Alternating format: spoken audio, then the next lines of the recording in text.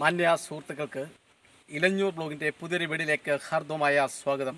പ്രിയമുള്ളവരെ, ഇപ്പോഴ് അതികഠിനമായ ചൂടാണ്. മാർച്ച് മാസത്തിലെ ചൂട് നമുക്കെല്ലാം അറിയാം. അതികഠിനമായ ചൂടാണ്. ഈ ചൂട് കാലത്ത് നമുക്ക് കൃഷി ചെയ്യാൻ പറ്റുന്നത് പ്രധാനപ്പെട്ടത് ചീരയാണ്. ചീര നന്നായി വളർന്ന് നല്ല പ്രതിഫലം തരുന്ന ഒരു വിളയാണ് ഈ സമയത്ത് ചീര കൃഷി ചെയ്താൽ. അതുപോലെ തന്നെ മറ്റൊന്ന് പയറാണ്. പയറും ചീരയും നന്നായി നമുക്ക് പരിപാലിക്കാൻ സാധിക്കും. അപ്പം എങ്ങനെ വെള്ളം കുറച്ച് ഈ കൊടും ചൂടിൽ നമുക്ക് നല്ല ചീര വിളവെടുക്കാൻ സാധിക്കും എന്നുള്ളതാണ്. അപ്പോൾ ഇത് പട്ടുചീരയാണ്. നമുക്ക് ഏറെ ഹൃദ്യമായ നല്ല ചുവപ്പ് നിറമുള്ള പട്ടുചീരയാണ് ഇപ്പോഴെൻ്റെ കയ്യിരിക്കുന്നത്. അപ്പം ഞാൻ ഈ പട്ടുചീര നടുന്ന രീതിയാണ് ഇന്ന് പ്രിയപ്പെട്ട സുഹൃത്തുക്കളുമായി നമ്മൾ പങ്കുവയ്ക്കുന്നത്. അതിനാണ് നമ്മളിങ്ങനെ തടം വെട്ടി ഇതിപ്പം ഈ ചട്ടിക്കകത്ത് നമ്മൾ കിളിപ്പിച്ചിരിക്കുകയാണ്. ഇതിപ്പോൾ 4 എണ്ണം ഉണ്ട്.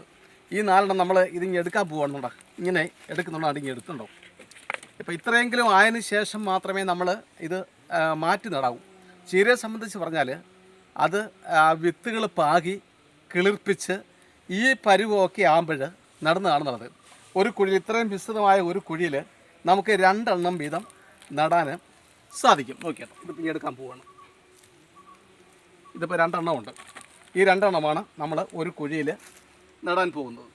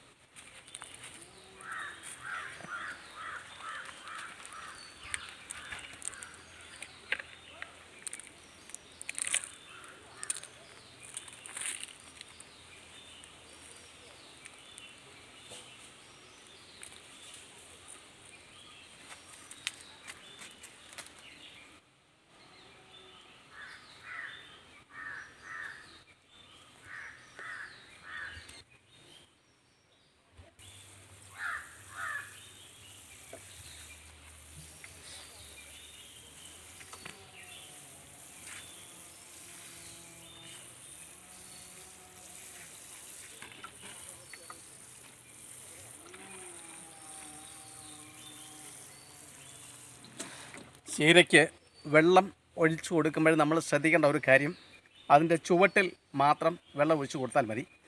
കാരണം ഇലകളിലും തണ്ടിലും ഒക്കെ നമ്മൾ വെള്ളം ഒഴിക്കുമ്പോൾ വെള്ളത്തിൻ്റെ ശക്തി കൊണ്ട് നടുന്ന സമയത്ത് ആ ചീരയുടെ തണ്ടുകൾ ദുർബലമായതിനാൽ അവ ചരിഞ്ഞു പോകാനോ ഒരുപക്ഷെ ഒടിഞ്ഞു പോകാനോ ഉള്ള സാധ്യത ഉണ്ട്. അതുകൊണ്ട് നമ്മൾ പ്രത്യേകം ശ്രദ്ധിക്കുക, വെള്ളം അതിൻ്റെ ചുവട്ടിൽ മാത്രം ഒഴിച്ചു കൊടുക്കുക. ഇനി നമുക്കൊരു സംശയമുള്ളത്, ഇത് നമ്മൾ ഒരു വളവും ഇട്ടിട്ടില്ല.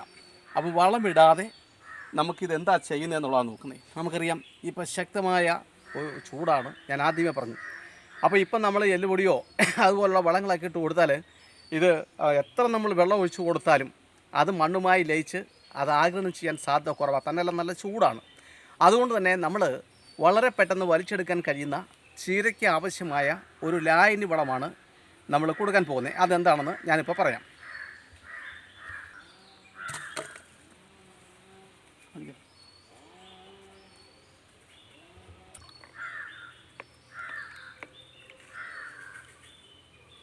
ഇതാണ് ഞാൻ പറഞ്ഞിരിക്കുന്ന ലായനി വളം.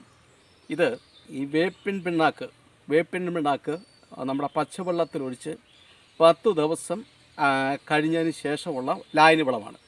അപ്പോൾ വേപ്പിൻ പിണ്ണാക്ക് മാത്രം മതി. പിന്നെ നമ്മൾ കുറച്ചുകൂടെ, അതായത് ഒരു മണ്ണിൽ നട്ട് വേപ്പിൻ പിണ്ണാക്കിനോടൊപ്പം തന്നെ കടലപ്പിണ്ണാക്ക് കൂടെ ചേർത്തിട്ടുണ്ട്. അപ്പോൾ ഈ വേപ്പിൻ പിണ്ണാക്ക് ചേർത്തത് എന്തിനാണെന്ന് ചോദിച്ചാൽ, നമ്മൾ ഈ മണ്ണിൽ ഇത് നട്ടപ്പോൾ മണ്ണിൽ എന്തെങ്കിലുമൊക്കെ കീടങ്ങൾ ഉണ്ടെങ്കിൽ, നമ്മുടെ ചീരയെ നശിപ്പിക്കുന്ന കീടങ്ങളുണ്ടെങ്കിൽ ആ കീടങ്ങൾ നശിച്ചു പോകുന്നതിന് വേണ്ടിയാണ് നമ്മൾ വേപ്പിൻ പിണ്ണാക്ക് ചേർത്തത്. അപ്പം കടലപ്പിണ്ണാക്ക് ചേർത്തത് ഇത് തഴച്ചു വളരാനും ഒക്കെയാണ്. അപ്പോൾ ഇത് രണ്ടും കൂടെ ലയിപ്പിക്കുമ്പോൾ നല്ല രീതിയിലുള്ള പോഷക ഗുണം ചീരയ്ക്ക് ലഭിക്കുകയും ഇതിപ്പോൾ വേരോടുകൂടിയാണ് നമ്മൾ നട്ടത്. അതുപോലെ തന്നെ വൈകുന്നേരമാണ് ചീര എപ്പോൾ നട്ടാലും വൈകുന്നേരമാണ് നടേണ്ടത്. ഇത് നമ്മളിപ്പോൾ ഒഴിച്ചു കൊടുക്കുന്നുണ്ടെങ്കിൽ ഇന്ന് തന്നെ ഇത് ആഗിരണം ചെയ്ത് തുടങ്ങുന്നതാണ് സത്യം. അപ്പോൾ ഇത് ഒഴിച്ചു കൊടുക്കുമ്പോൾ ശ്രദ്ധിക്കേണ്ട ഒരു കാര്യം എന്ന് വെച്ചാൽ, അപ്പോൾ ഇത് നമ്മൾ 1 കപ്പ് ഇത് വെള്ളമാണ്. ഇത് 10 കപ്പ് വെള്ളമുണ്ട്. 10 കപ്പ് വെള്ളം, ഈ കപ്പിന് 10 കപ്പ് വെള്ളമാണ് ഈ ബക്കറ്റിലുള്ളത്. അതിനകത്ത് ഞാൻ ഈ ലായനി വേപ്പിൻ പിണ്ണാക്കും കടലപ്പിണ്ണാക്കൂടെ ലയിപ്പിച്ച ഈ ലായനി 1 കപ്പ് തണ്ട് ഇതിനകത്ത് ഇങ്ങനെ ഒഴിച്ച് കൊടുക്കുകയാണ്. കണ്ടോ, ഇങ്ങനെ ഒഴിച്ച് കൊടുത്ത് ഇത് നല്ല ഭംഗിയായിട്ട് ഇതങ്ങ് ശരിക്കും ഇളക്കി യോജിപ്പിച്ചു. ഇളക്കി യോജിപ്പിച്ചതിന് ശേഷം തണ്ട് ഇങ്ങനെ ഒഴിച്ചു കൊടുക്കുന്നത് ശ്രദ്ധിക്കുക.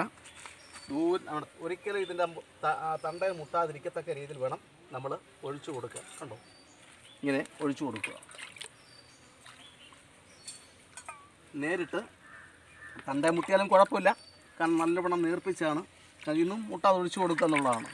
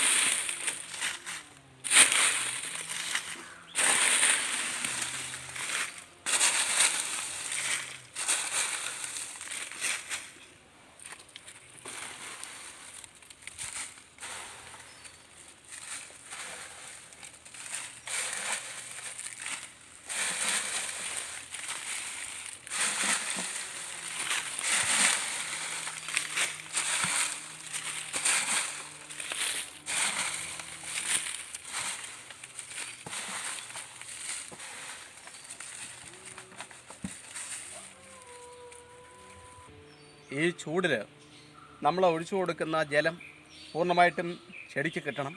അതുപോലെ ഇതിൻ്റെ ചുവട്ടിൽ ഈർപ്പം നിലനിർത്തണം. അതിനുവേണ്ടിയാണ് നമ്മൾ കരിയില വാരിയിട്ട് കൊടുത്തത്. ഇനി എല്ലാ ദിവസവും കുറച്ച് ദിവസത്തേക്ക്, ഏതാനും ദിവസത്തേക്ക് രാവിലെയും വൈകിട്ടും വെള്ളം ഒഴിച്ചു കൊടുക്കണം.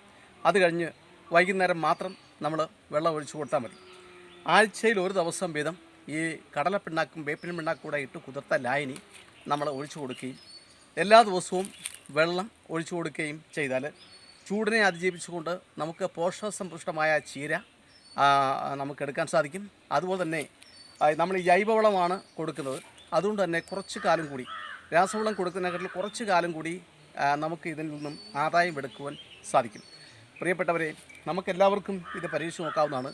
ഇതിപ്പോൾ തന്നെ നമുക്ക് നോക്കിയാൽ കുറച്ച് സ്ഥലത്താണ് ഞാൻ ഇവിടെ ഒരു വരി പയർ നട്ടിരിക്കുന്നുണ്ട്.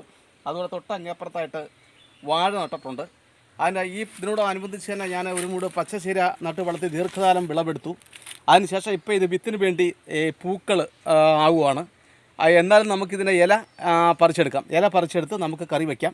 പിന്നെ പൂക്കൾ ഇത് വിത്തിന് വേണ്ടി നിർത്തിയിരിക്കുകയാണ്.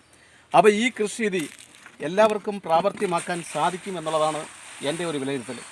അങ്ങനെ നമ്മൾ ചെയ്യുകയാണെങ്കിൽ 2-3 ഗുണങ്ങൾ നമുക്കുണ്ടാവും. ഒന്ന്, പോഷകസമ്പുഷ്ടമായ പച്ചക്കറി നമുക്ക് തന്നെ ഉണ്ടാക്കിയെടുക്കുവാൻ സാധിക്കും. അത് സ്വാദിഷ്ടമെന്ന് മാത്രമല്ല ഔഷധ ഗുണം കൂടിയതുമായിരിക്കും. പ്രിയപ്പെട്ട സുഹൃത്തുക്കളെ, ഇത്തരത്തിൽ നമ്മുടെ മുറ്റത്ത്, നമ്മുടെ ഉള്ള സ്ഥലത്ത് ചാക്കിലോ ഗ്രോ ബാഗിലോ ഒക്കെ നമുക്ക് ചെയ്യാൻ പറ്റുന്ന കൃഷി കാഴ്ചകൾ കാണാനും ആ കൃഷിയെ സംബന്ധിച്ച അറിവുകൾ ശേഖരിച്ച് സമാന ചിന്താതിയുള്ളവരിലേക്കൊക്കെ എത്തിക്കുവാനും നിങ്ങൾക്ക് താല്പര്യമെങ്കിൽ ആദ്യമായിട്ടാണ് ഞങ്ങളുടെ യൂട്യൂബ് ചാനൽ കാണുന്നതെങ്കിൽ ദയവായി സബ്സ്ക്രൈബ് ചെയ്യുക, ലൈക്ക് ചെയ്യുക, ഷെയർ ചെയ്യുക. നാളിതുവരെ എനിക്ക് പൂർണ്ണ പിന്തുണ നൽകിക്കൊണ്ടിരിക്കുന്ന എല്ലാ അഭ്യുതാകാംക്ഷികൾക്കും മാന്യ സുഹൃത്തുക്കൾക്കും ഞാൻ കൃത്യമായി നന്ദി അറിയിക്കുന്നു. എല്ലാവർക്കും ഒരിക്കൽ കൂടി നന്ദി, നമസ്കാരം.